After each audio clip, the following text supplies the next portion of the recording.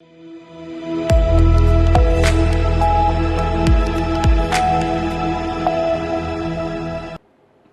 मैं आस्था पांडे और आप देख रहे हैं सी न्यूज़ भारत और रुक करेंगे यूपी बुलेटिन की ओर। यूपी बुलेटिन में बात होगी आगरा की, जहां कैप्टन अनेक सिंह स्टेडियम में खेले गए दिन रात मैत्रीपूर्ण क्रिकेट मैच में दर्शकों को जबरदस्त रोमांच देखने को मिला। साथ ही बात होगी मुरादाबाद की, जहां नगर पालिका अध्यक्ष इरफान सैफी पर गंभीर आरोप लगाते हुए सराफा व्यापारी अवनीश सिंघल ने 50 लाख रुपए की रंगदारी मांगने का आरोप लगाया है। ऐसी तमाम खबरों पर विस्तार से करेंगे चर्चा। खबर आगरा से, जहां विश्व हिंदू परिषद और बजरंग दल द्वारा शाहगंज केदार नगर स्थित स्वामी ठेऊ राम आश्रम में आयोजित युवा सांसद कार्यक्रम में युवाओं को राष्ट्र और संस्कृति के प्रति जागरूक होने का संदेश दिया गया। कार्यक्रम में मुख्य वक्ता के रूप में मौजूद प्रांत संगठन मंत्री राजेश कुमार ने कहा कि भारत युवाओं का देश है और जब युवा आगे बढ़ते हैं तो देश भी प्रगति करता है। कार्यक्रम का शुभारंभ भारत माता के चित्र पर माला अर्पण कर किया गया, जिसमें पृथ्वीनाथ मंदिर के महंत अजय राजौरिया, श्री कैलाश नाथ महादेव मंदिर के महंत गौरवगिरी, दरियानाथ मंदिर के योगी बुद्धनाथ महाराज और आश्रम संचालिका भगवती सहित कई गणमान्य लोग उपस्थित रहे। कार्यक्रम में वक्ताओं ने भारतीय संस्कृति और सभ्यता के प्रति जागरूकता फैलाने पर बल दिया। वहीं अंत में देशभक्ति गीतों के माध्यम से युवाओं में उत्साह और देश प्रेम का संचार किया गया। इस दौरान विभाग संगठन मंत्री सुशील अर्पित, चित्रांश, सागर चौधरी सहित अन्य लोग मौजूद रहे। मैं महंत गौरवगिरी, कैलाश मंदिर, आगरा से।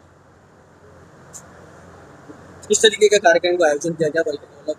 देखिए, विश्व हिंदू परिषद द्वारा युवा संवाद, जो हमारे भारतवर्ष के जितने भी युवाएं हैं उनके संवाद में जो भी उनकी प्रतिक्रियाएं हों या जो उनकी समस्याएं उनका निवारण करने के लिए आज विश्व हिंदू परिषद द्वारा और हमारे प्रांत संगठन मंत्री राजेश जी भाई साहब द्वारा यहाँ एक आयोजन किया गया है, जिसमें युवा हमारे समक्ष रह के हमसे जो सनातनी जितने भी गुरु धर्मगुरु हैं वो यहाँ बैठेंगे और उनसे वो है अपनी चर्चा करेंगे कि हमारे युवाओं के भविष्य में जो क्या कार्य सारणी रहनी चाहिए या क्या कार्य सारणी हमारे जीवन काल में चल रही है, तो क्या इसका उद्धार हम कर सकते हैं, क्या हम इसमें अच्छाइयाँ या हमारे अंदर जो बुराइयाँ हैं उनको हम कैसे घटित कर सकते हैं। आज यहाँ पर राजेश कुमार, भरत प्रांत संगठन मंत्री विश्व हिंदू परिषद, आज यहाँ पर अपने जो युवा संगठन है बजरंग दल, उसके द्वारा युवा संवाद का कार्यक्रम आयोजित किया जा रहा है। हम सभी जानते हैं कि भारत जो है युवाओं का देश है। कहा भी गया है कि जिस ओर जवानी चलती है उस ओर जमाना चलता है। तो युवाओं के अंदर संस्कार आए, युवा देश के बारे में काम करें और युवा जो आने वाले हिंदू समाज के सामने चुनौतियां हैं, जो भारत के सामने चुनौतियां हैं, उन पर भी संघर्ष विजय प्राप्त करें, उन देश के बारे में सोचें। जैसा आज हम चारों तरफ देखते हैं, आज हिंदू समाज के सामने लव जिहाद की बहुत बड़ी समस्या है, धर्मांतरण की बहुत बड़ी समस्या है। एक तरह से कुछ जो विधर्मियों के द्वारा, विशेष समुदाय के द्वारा देश का जो एक माहौल खराब करने की कोशिश लगातार की जा रही है। पश्चिम युवा अध्यक्ष विश्व हिंदू परिषद। आज ये कार्यक्रम विश्व हिंदू परिषद द्वारा युवा संवाद का कार्यक्रम आगरा शहर में केदारनगर साइड परिवार में रखा गया। इसमें मुख्य अतिथि के रूप में प्रांत संगठन मंत्री आदरणीय राजेश जी भाई साहब युवाओं को संबोधित किया और हिंदुत्व की एकता के लिए सबको मजबूत करने युवाओं को शक्ति के संग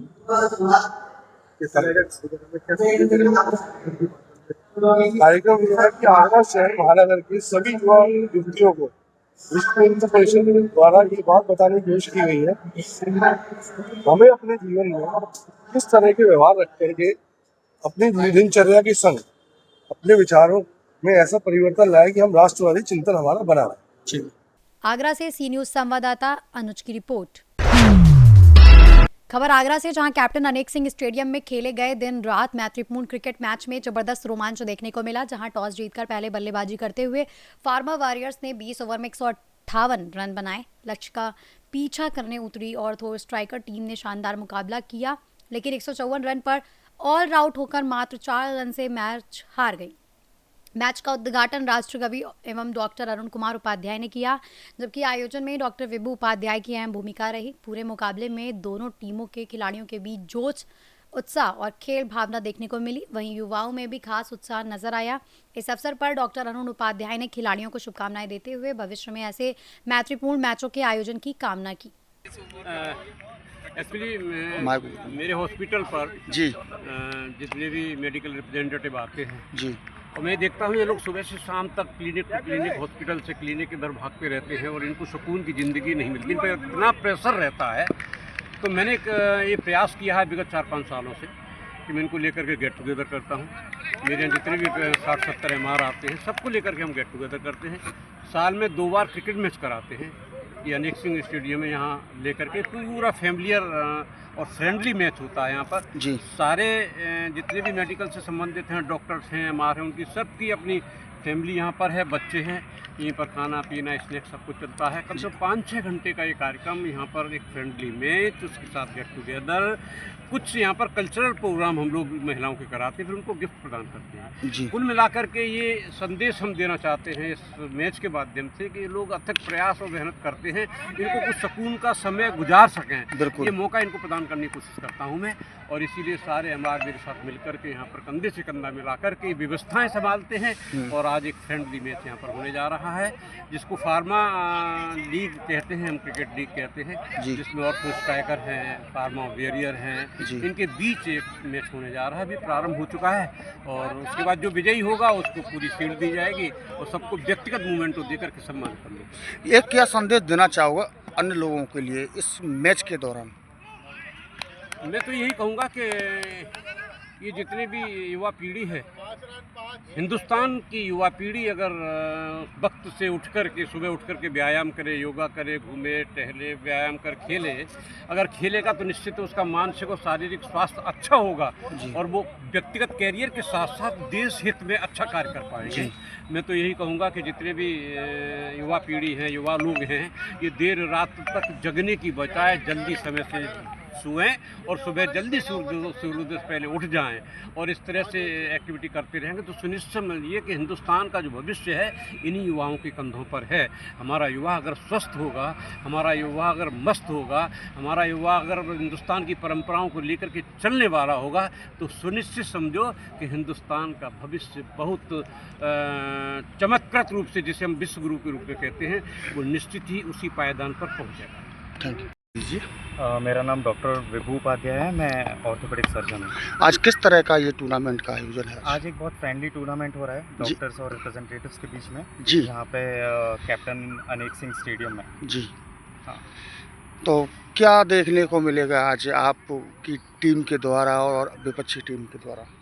काफ़ी उत्साह देखने को मिलेगा, सब लोग बढ़िया से खेलेंगे। एक फ्रेंडली मैच है, कुछ जी। बहुत ज़्यादा कॉम्पिटिटिव नहीं है जी। पर यह है कि सब अपना आनंद से समय यहाँ पे व्यतीत करने आए हैं और एक सबके लिए थोड़ा सा गेट टुगेदर भी हो जाएगा। आप डॉक्टर हो, डॉक्टर को भगवान का रूप कहा जाता है, लेकिन आज आप जिस तरह से अभी IPL चल रहे हैं, युवाओं में जोश है, युवाओं को आगे बढ़ना चाहिए, तो क्या संदेश देना चाहोगे? युवाओं को तो यही संदेश है कि जितना ज़्यादा शारीरिक रूप से अपने आप को ऊपर बढ़ा सकें, जितना ज़्यादा मेहनत कर सकें उतनी करनी चाहिए। खेल कूद में, पढ़ाई के साथ साथ उसमें भी उतना ही उत्साह दिखाना चाहिए जितना कि वो अपनी पढ़ाई में दिखाते हैं, बाकी अन्य गतिविधियों में दिखाते हैं। तो आज को आपको क्या लगता है, आपकी टीम के द्वारा आज जीत हासिल होगी या नहीं, हम ही जीतेंगे। आप ही जीतेंगे? हमें पता है। मेरा नाम प्रवीण सक्सेना है जी। आज किस तरह का ये मैच का आयोजन है? ये एक मैच का आयोजन है। हम लोग फार्मास्यूटिकल कंपनी से बिलोंग करते हैं और डॉक्टर उपाध्याय के सानिध्य में ये मैच खेला जा रहा है जी। और बेसिकली एक फ्रेंडली मैच है। यहाँ सब लोग एंटरटेन करने के लिए आए हैं। हमारी फैमिलीज यहाँ पे आई हुई हैं, वो दर्शक की तरह उधर बैठे हुए हैं। हम लोग सब आज एंजॉय करेंगे। टीम डिसाइडेड है, एक ब्लैक टीम है, एक वाइट टीम है और we are the part of white team. तो क्या लगता है, किस उम्मीद पर आप उतरोगे? पूरी उम्मीद है, हम जीतने की उम्मीद में उतरेंगे।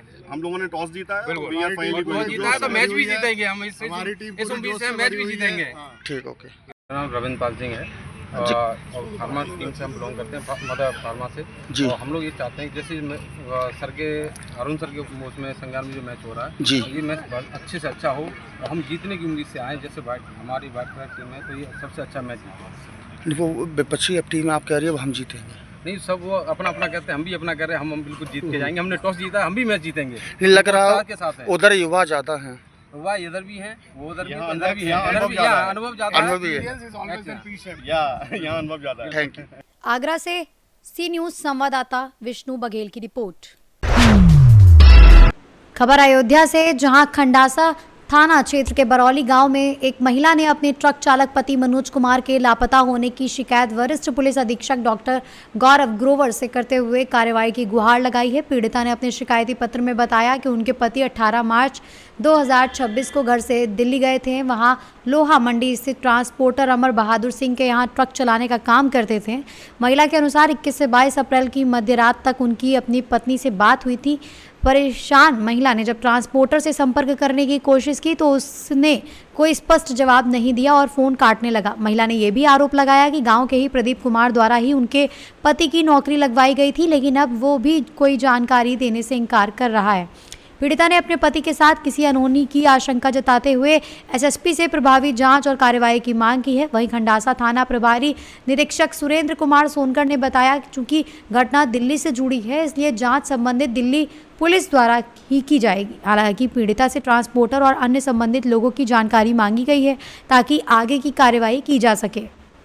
हम ग्राम बरौली, थाना खंडासा, तहसील गिलकीपुर, जिला अयोध्या से अजय कुमार। हमारी समस्या यह है कि हमारे पिताजी पिछले 12 दिनों से लापता हैं। हमारे पिताजी दिल्ली में अमर बहादुर के यहाँ ट्रक ड्राइवर का काम करते थे और वो 21 तारीख को दिल्ली एयरपोर्ट से माल लोड करके कानपुर के लिए रवाना हुए थे। उसी बीच हमारे पिताजी कहीं ना कहीं गायब हो गए और उसके बाद अमर बहादुर से बोलने पर, अमर बहादुर ट्रक मालिक से बोलने पर वह यह जवाब दे रहे हैं कि हम अपनी ट्रक ढूंढ ले, आप अपने आदमी को ढूंढो। उसके बाद यह उनसे बयान मिलते ही हम लोग अपनी तरफ से कार्य करना शुरू किए। फिर इसमें हमारे समस्त परिवारजन भी साथ हैं। हमारे पूर्व प्रधान राजेश प्रताप सिंह भी साथ हैं और पुलिस प्रशासन भी हमारे साथ है। कृपया करके आप सब लोगों से हाथ जोड़ के निवेदन है कि आप लोग भी हमारा साथ दें। धन्यवाद। अयोध्या से सी न्यूज़ संवाददाता सुनील की रिपोर्ट। खबर मऊ से, जहां जनपद के मोहम्मदाबाद गोहना क्षेत्र के बाल रोग विशेषज्ञ डॉक्टर सुमन कुमार गुप्ता ने खसरा को लेकर अहम जानकारी साझा करते हुए बताया कि ये एक बेहद संक्रामक बीमारी है जो खासकर बच्चों में तेजी से फैलती है, लेकिन समय रहते सावधानी बरतकर इससे बचाव संभव है। उन्होंने बताया कि इसके शुरुआती लक्षणों में तेज बुखार, खांसी, नाक बहना और शरीर पर लाल दाने शामिल होते हैं। ऐसे लक्षण दिखने पर तुरंत डॉक्टर से संपर्क करना चाहिए। डॉक्टर गुप्ता ने कहा कि इस बीमारी से बचाव का सबसे प्रभावी तरीका टीकाकरण है, इसलिए बच्चों को समय पर खसरे का टीका जरूर लगवाना चाहिए। खसरा क्या है और इसके लक्षण क्या है सर? नमस्कार, मैं डॉक्टर सुमन गुप्ता, नवजात शिशु एवं बाल रोग विशेषज्ञ। खसरा एक वायरल बीमारी है जो वायरस से फैलता है और इसके प्रमुख लक्षण ये होते हैं: तेज बुखार आना, शरीर में दर्द होना, मांसपेशियों में अकड़न होना, शरीर पे दाने आना, उल्टी होना, दस्त होना और साथ में साथ खांसी जुकाम होना। इसके शुरुआती लक्षण क्या होते हैं जिन पर तुरंत ध्यान देना चाहिए सर? शुरुआत में बुखार से शुरू होता है, हाई ग्रेड फीवर होता है, आंखों में खुजली होता है, जलन होता है और सर्दी जुकाम के साथ शुरू होता है। खसरा बच्चों को और बड़ों में कैसे अलग असर करता है? अलग अलग असर? मेनली बच्चों में बीमारी फैलती है। 9 महीने से अधिक के बच्चों और 15 साल से कम के बच्चों में मेनली होता है और बड़ों में तो ये बीमारी बहुत रेयर होता है। इस बीमारी से बचाव के सबसे आसान और जरूरी तरीके क्या है सर? सबसे आसान और सबसे जरूरी तरीका यह है कि बच्चों का नियमित रूप से टीकाकरण करवाते रहें और बच्चों को सैनिटाइजर और मास्क का प्रयोग कराएं। क्या खसरे का टीका जरूरी है और कब लगवाना चाहिए? खसरे का टीका बहुत जरूरी है। खसरे को तभी रोका जा सकता है जब 95% बच्चों को टीकाकरण हो जाए और इसका टीकाकरण 9 महीने 15 से 18 महीने के बीच में होता है। अगर किसी को खसरा हो जाए तो घर पर क्या सावधानियाँ रखनी चाहिए? जिस बच्चे को खसरा हो उसको आइसोलेट करके रखे रहें, उसको अलग करके रखे रहें, उसको पानी ज़्यादा से ज़्यादा पिलाएं, उसको मास्क और सैनिटाइजर का प्रयोग घर में सभी लोग करें। किन लक्षणों में तुरंत डॉक्टर के पास जाना जरूरी हो सकता है? बच्चों को ज़्यादा तेज बुखार है, बच्चा खाना पीना बंद कर दे या सुस्त पड़े, उल्टी ज़्यादा करे या दस्त ज़्यादा हो तो उस केस में डॉक्टर के पास जरूर दिखाएं। क्या खसरा दोबारा भी हो सकता है या एक बार होने के बाद बचाव हो जाता है? खसरा मेनली लाइफ टाइम में एक ही बार होता है।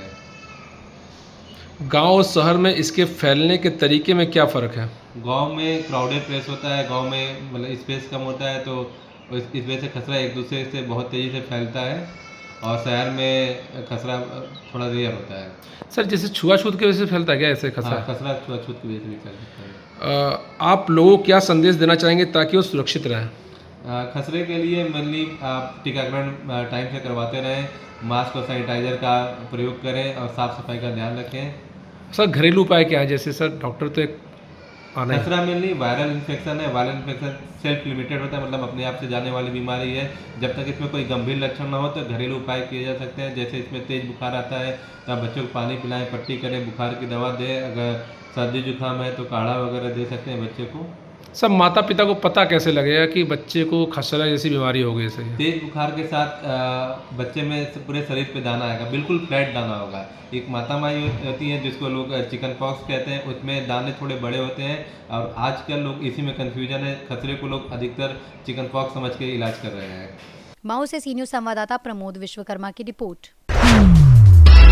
खबर मुरादाबाद से, जहां ठाकुरद्वारा में नगर पालिका अध्यक्ष सिरफान सैफी पर गंभीर आरोप लगाते हुए सराफा व्यापारी अवनीश सिंघल ने 50 लाख रुपए की रंगदारी मांगने की शिकायत की है। व्यापारी का आरोप है कि कई महीनों से उन पर दबाव बनाया जा रहा था और पैसे न देने पर उनकी दुकान का काम रुकवाने के साथ परेशान किया गया। इसी दौरान नगर पालिका कर्मचारियों के मौके पर पहुंचने से बाजार में हंगामा हो गया, जिसके बाद सैकड़ों व्यापारी विरोध में उतर आए और पुलिस को तहरीर देकर कार्रवाई की मांग की। घटना के बाद व्यापारी की तबीयत बिगड़ गई और उन्हें निजी अस्पताल में भर्ती कराया गया, जहां उन्होंने पालिका अध्यक्ष को अपनी हालत का जिम्मेदार ठहराते हुए आत्मदाह की चेतावनी भी दी।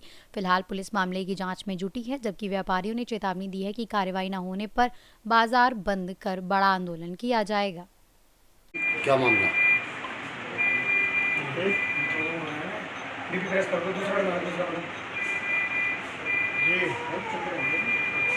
आज आप लोगों से बात करते हुए मेरी तबीयत अचानक टेंशन में बिगड़ गई।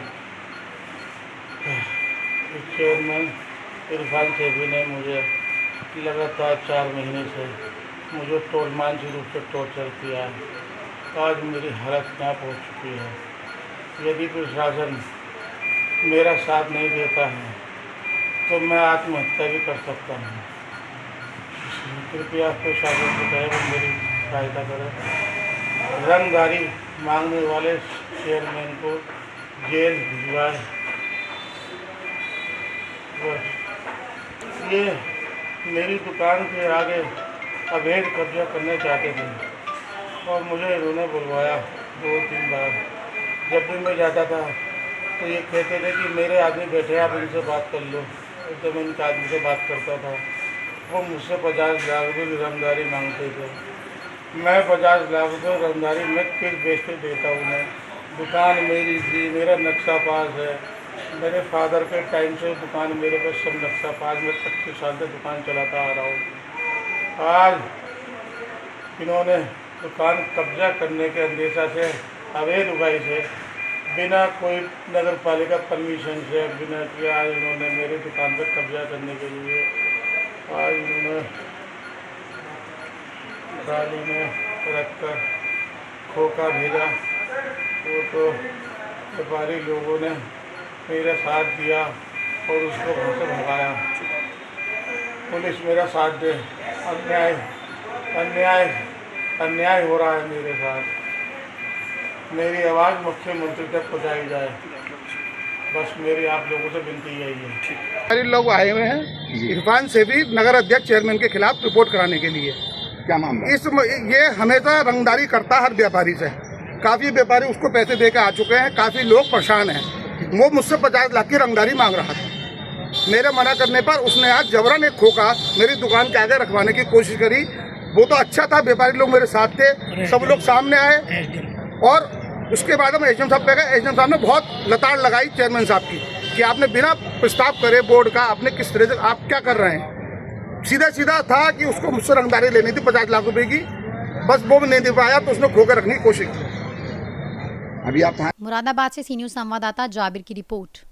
फिलहाल इस न्यूज़ बुलेटिन में बस इतना ही। बाकी देश और दुनिया की तमाम बड़ी खबरों के लिए बने रहिए सी न्यूज़ भारत के साथ।